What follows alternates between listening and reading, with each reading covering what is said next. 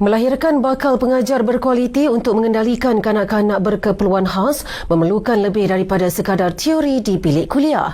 Atas kesedaran itu, pelajar program pendidikan awal kanak-kanak daripada Fakulti Pendidikan dan Pengajian Umum UCYP University menganjurkan program Tiny Heroes Journey 2026 bagi menyelami dunia anak-anak istimewa.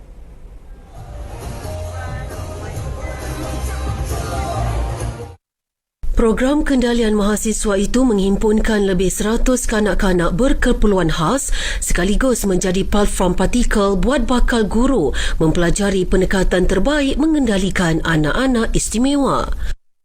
Tak mudah untuk handle kanak-kanak, lagi-lagi untuk kanak-kanak special need. Kalau kata kenakalan diorang tu level 5, untuk special need ni 10. Macam tu. Jadi kita kena banyak kesebaran. Jadi sebab itulah ramai kalangan cikgu-cikgu ni perempuan, lelaki ni kurang. Jadi tapi tak mengapa pun.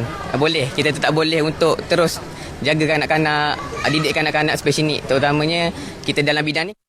Pelbagai aktiviti interaktif seperti permainan sensori, lukisan tangan dan tarian pegun diadakan bagi membantu perkembangan sosial, emosi serta fizikal kanak-kanak terbabit.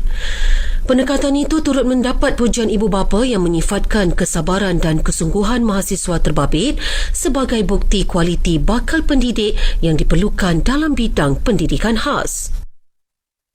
Especially anak istimewa sebab dia social bonding ni susah anak istimewa sebab dia two way communication tu susah.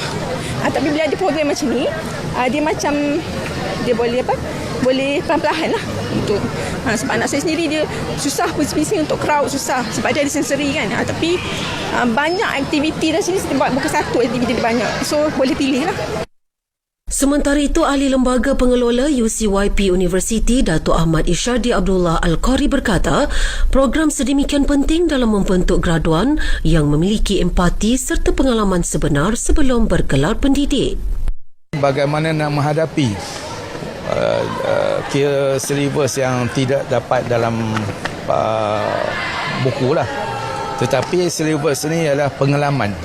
Jadi for me, the experience more than important than the knowledge in the book dalam kitab.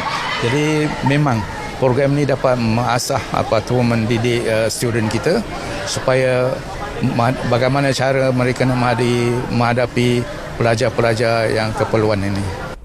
Jelas beliau, program tersebut turut menyokong agenda matlamat pembangunan mampan SDG, khususnya SDG 3 dan SDG 10 dalam memastikan akses pendidikan awal berkualiti kepada semua lapisan masyarakat.